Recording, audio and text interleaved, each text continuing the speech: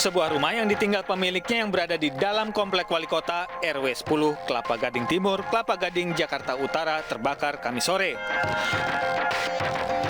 Warga yang mengetahui kebakaran dengan cepat menginformasikan ke pemadam kebakaran agar api tidak merambat luas.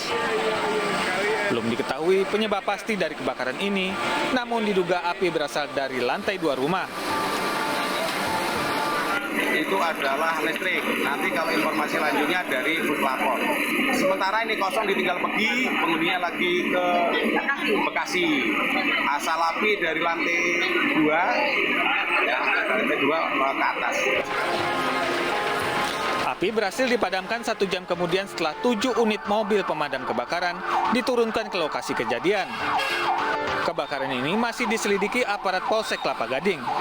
Dari Jakarta, Sofyan Firdaus, iNews melaporkan.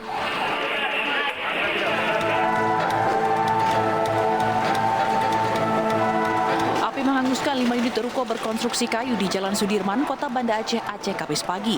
Kondisi angin kencang yang berhembus membuat api mudah menjalar ke seluruh bagian bangunan yang terbuat dari papan. Api berhasil dipadamkan petugas damkar BPBD Banda Aceh sekitar 90 menit. Tidak ada korban jiwa, sementara kerugian materi ditaksir mencapai ratusan juta rupiah. Polisi kini masih menyelidiki penyebab pasti kebakaran. Kebakaran juga terjadi di sebuah bengkel di Jalan Baratajaya, Kecamatan Kubeng, Surabaya, Jawa Timur. Api pertama kali muncul dari bagian tengah bangunan bengkel yang diduga akibat arus pendek listrik di ruang cat oven mobil.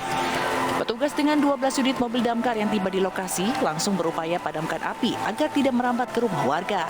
Banyaknya bahan mudah terbakar membuat api membesar bahkan disertai ledakan. Api membakar 3 unit mobil mewah yang sedang diperbaiki. Tidak ada korban jiwa dalam kebakaran ini, namun kerugian diperkirakan mencapai ratusan juta rupiah. Kasus kebakaran ditangani Polsek Gubeng, Surabaya. Dari Aceh dan Surabaya, Syukri Syarifuddin, Yuda Prawira, iNews melaporkan.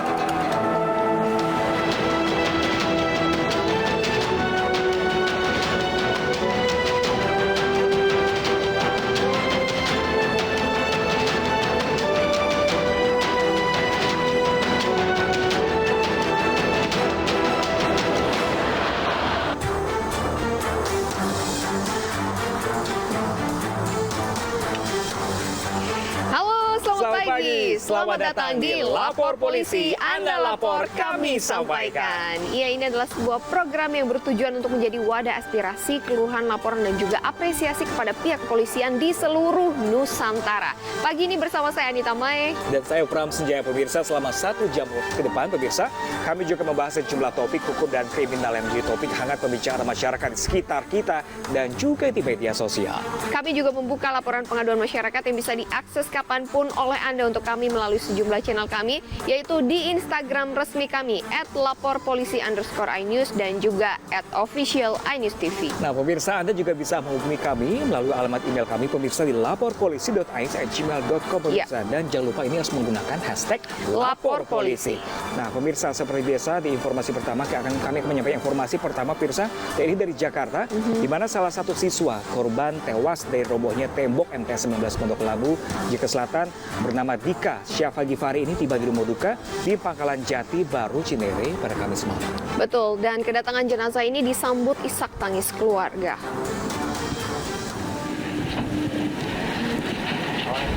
Keluarga dan puluhan pelayat menyambut kedatangan jenazah termasuk jajaran kepolisian Polres Metro Depok. Korban meninggal dunia tertimpa tembok yang roboh saat hujan deras di jam pulang sekolah. Ya, pemirsa, sebelumnya para guru berupaya mengevakuasi para korban di reruntuhan tembok, namun mirisnya 3 siswa tidak bisa diselamatkan.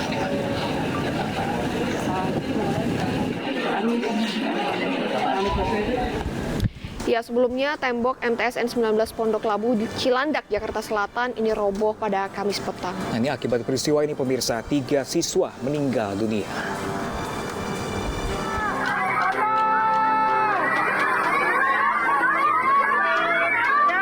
Video amatir merekam sesaat setelah tembok MTS 19 Pondok Labu, Cilandak, Jakarta Selatan roboh.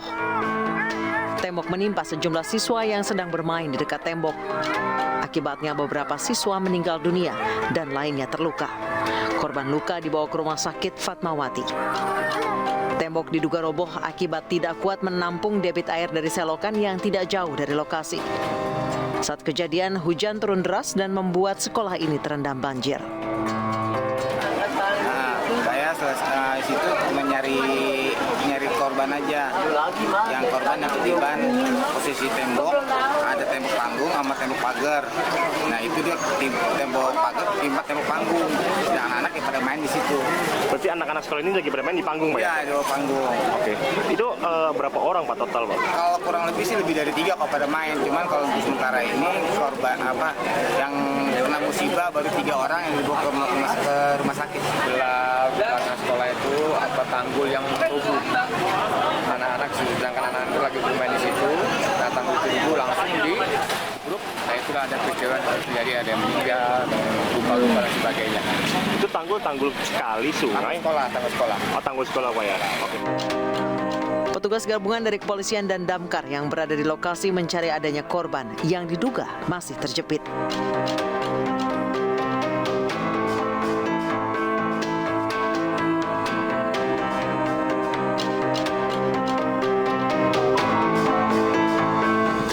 Sejumlah bangunan liar yang berada di Jalan Banjir Kanal Barat Jembatan 5 Tambora, Jakarta Barat dibongkar paksa petugas Satpol PP Kelurahan Jembatan 5. Ya, pemirsa, dalam proses pembongkaran bangunan liar ini petugas sempat dihalangi oleh sejumlah pengemudi ojek online yang tidak terima, pangkalannya pun ikut dibongkar.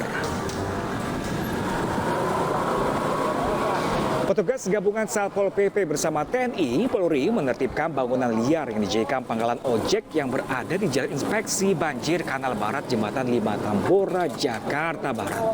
Usai berdialog dengan sejumlah pengemudi ojek online yang menolak penertiban, sejumlah bangunan liar dan kios serta lapak dagangan yang berada di lokasi ini pun ditertibkan oleh petugas. Iya, dan tidak hanya itu, sejumlah kendaraan roda 4 dan gerobak pedagang kaki 5 yang parkir di bahu jalan juga ikut ditertibkan petugas Satpol PP. Banyaknya bangunan liar dan kendaraan yang ada di lokasi tersebut mengganggu arus lalu lintas dan juga ketertiban umum. Sementara itu, sejumlah kendaraan roda 4 yang diderek petugas dibawa ke kantor Sidinhub Jakarta Barat untuk diberikan sanksi denda retribusi sebesar Rp500.000. Kalau mengikuti keinginan mereka ya tidak mungkin, karena sudah jelas tidak dibolehkan. Jangankan di badan jalan, di bahu jalan saja, di atas saluran aja tidak boleh. Apalagi ini kita sudah ingatkan, bukan hanya langsung kita bersihkan, kita sudah ingatkan berkali-kali. Ini penertiban yang kedua kali, karena setelah penertiban lagi, mungkin setelah ini kita langsung ada evaluasi. Ya, pemirsa, kita ke informasi lainnya. Pemirsa, diduga karena berebut harta warisan, ini 4 orang dalam satu keluarga di Waikanan, Lampung tewas dibunuh. Iya, dan usai dibunuh, kelima korban ini ditanam ke dalam septic tank.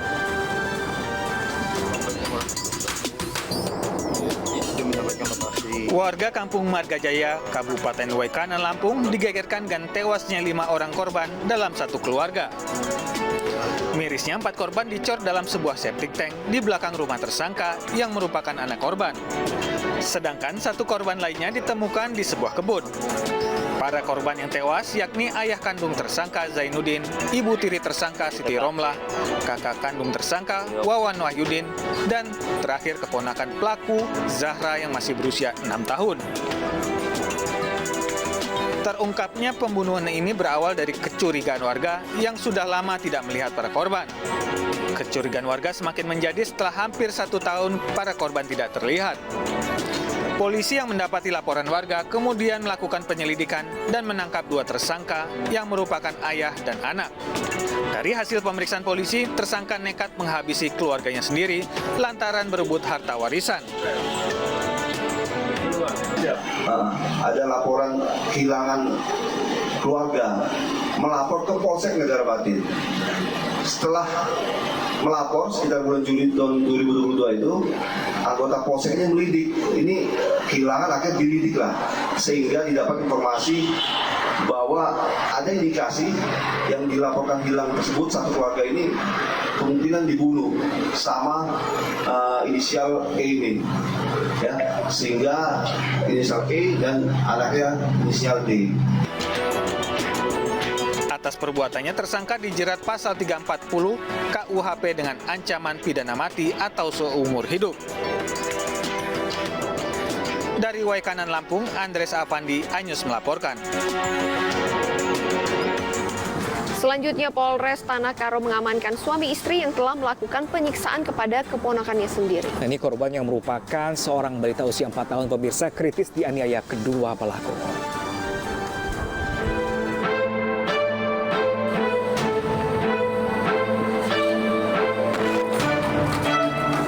Seorang balita berusia 4 tahun harus dirawat di Rumah Sakit Bayangkara, Kota Medan, akibat dianiaya paman dan bibinya. F mengalami kritis akibat mendapat penganiayaan, mulai dari pukulan menggunakan kayu, disulut dengan api rokok, hingga direndam dalam kolam saat malam hari. Korban sendiri selama ini tinggal bersama tersangka setelah kedua orang tua korban bercerai. Kasus ini terbongkar setelah ada warga yang melaporkan perbuatan tersangka. Kekerasan ini dimulai kurang lebih sesuai hasil pemeriksaan kami pada bulan Maret tahun 2022. Kekerasan yang pertama kali dialami oleh anak atau Paki ini dilakukan oleh bibinya yang berinisial PM.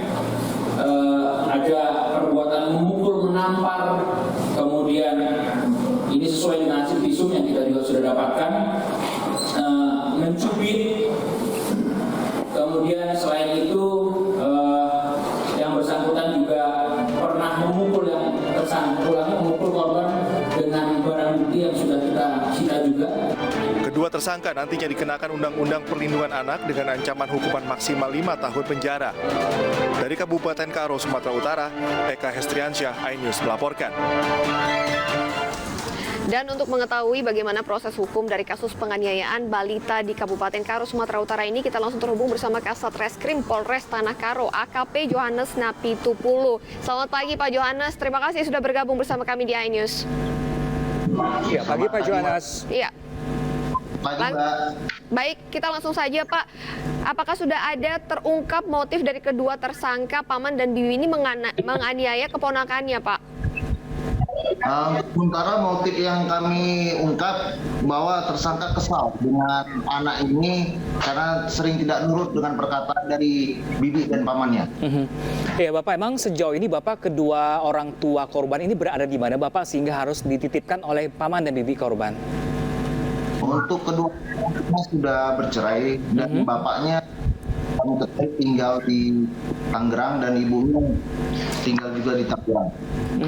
Alasannya kenapa Bapak tidak tinggal bersama ibu atau ayahnya? Karena ayahnya bekerja sehingga tidak bisa merawatnya secara langsung. Dan ini berinisiatif untuk membawanya ke wilayah Tanah Karo. Oke, baik. Selanjutnya Pak, ini apakah kasus ini terungkap dari laporan tetangga atau seperti apa kasus ini bisa akhirnya sampai ke pihak polisi?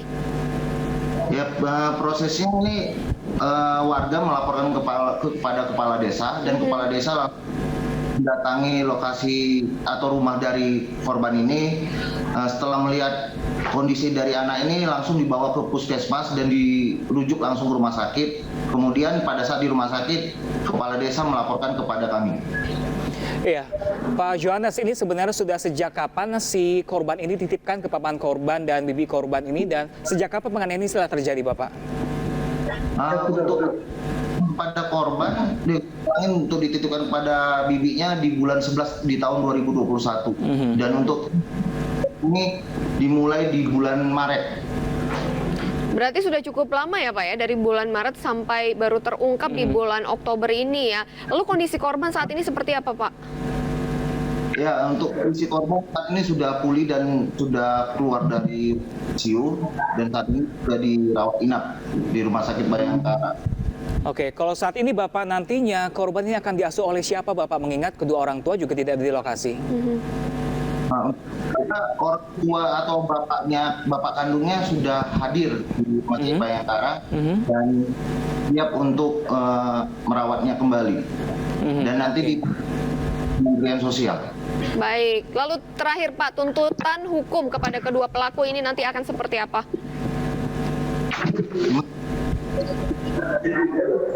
Tuntutan hukum kepada kedua pelaku akan seperti apa Pak Johannes? Ya, untuk tuntutan terhadap kedua pelaku diancam dengan pasal 80 ayat 2 Undang-Undang RI nomor 35 tahun 2014 ancaman hukumannya selama paling lama 5 tahun. Oke, baik. Terima kasih banyak Pak Yohanes Napitupulu. Semoga kasus ini tidak terjadi lagi di kemudian hari dan tidak ada kekerasan untuk anak di bawah umur pastinya. Untuk siapapun tentunya ya. Terima kasih banyak Bapak. Selamat bertugas kembali Pak. Ya, terima kasih Mbak. Selanjutnya 3 orang pekerja tersambar petir saat membongkar rumah kayu di Kabupaten Tuban, Jawa Timur. Ya, pemirsa, ini 2 orang tewas seketika di lokasi kejadian, sementara 1 lainnya mengalami luka.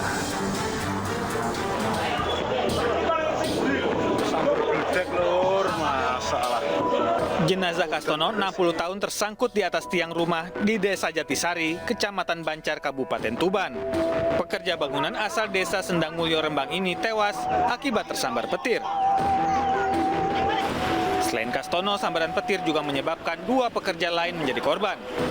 Mereka adalah Tamrin 50 tahun dan Saniman 55 tahun. Tamrin tewas setelah terjatuh dari ketinggian 3 meter. Sementara Saniman mengalami luka bakar parah hingga harus dilarikan ke Puskesmas Bancar. Peristiwa maut ini bermula saat ketiga korban membongkar rumah kayu milik Sucipto. Mudun-mudun karena sudah gerimis. Nah, tiangnya ngotot, nggak mau turun Mas di atas itu. 1 kali ada petir, 2 kali nggak mau. 2 kali nggak mau turun. Ketiga kali Mas, saya tahu sendiri. Waktu menyambar. Saya orang itu jatuh dari atas di sana Mas. Saya berteriak sekuat tenaga, saya minta tolong pada siapapun. Tapi nggak ada orang semua yang mendengarkan. Cuma saya sama anak saya, ponakan. Saat ini korban luka mengalami perawatan medis di Rumah Sakit Umum Daerah Rembang. Dari Tuban, Jawa Timur, Pipit Wibawanto, iNews melaporkan. Unit Reskrim Polsek Talo berhasil menangkap 6 orang pelaku penyerangan rumah warga di Jalan Datuk Patimang, Kecamatan Talo, Kota Makassar, Sulawesi Selatan. Ya, pemirsa, penangkapan dilakukan setelah polisi memiliki bukti rekaman CCTV yang berada di salah satu rumah warga.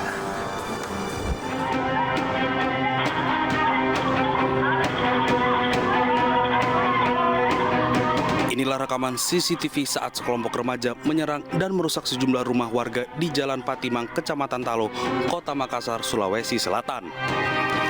Pemilik rumah yang sempat panik langsung menyelamatkan diri ke dalam rumah, namun terus dikejar para pelaku hingga rumahnya dilempari dengan batu dan anak panah. Bahkan sejumlah pemuda juga terlihat membawa senjata tajam. Berdasarkan rekaman CCTV, unit Reskrim Polsek Talo langsung melakukan penyelidikan dan berhasil menangkap 6 orang pelaku. Diketahui sebelum penyerangan rumah warga berawal dari tawuran 2 kelompok. Saat salah satu kelompok melarikan diri, kelompok lain mengejar hingga menyerang sejumlah warga di sekitar lokasi kejadian. Adapun pelaku yang kami amankan ini sehubungan dengan adanya peristiwa tawuran antara 2 kelompok Suangga dengan kelompok Jalan Tugu. Kedua belah pihak ini kami amankan masing-masing ada 3 sempat kami amankan. Hingga kini, polisi masih mengejar puluhan pelaku lainnya yang terlibat dalam aksi penyerangan dan pengerusakan rumah warga. Untuk mempertanggungjawabkan perbuatannya, ke-6 pelaku ditahan sementara di Polsek Talo sebelum nantinya diserahkan ke Unit Perlindungan Perempuan dan Anak Unit PPA Polres Makassar. Dari Makassar, Sulawesi Selatan, Yoel Giorgino Yusfin, iNews melaporkan. Selanjutnya, seorang siswa SMK di Jember terluka parah akibat dibacok dan dianiaya oleh siswa lainnya. Nah, pemirsa, peristiwa ini dipicu saling padang di sebuah kafe hingga berlanjut dengan duel. Namun, informasi selengkapnya kami hadirkan sesaat lagi untuk Anda pemirsa. Tetaplah bersama kami di Lapor Polisi. Anda lapor, kami sampaikan.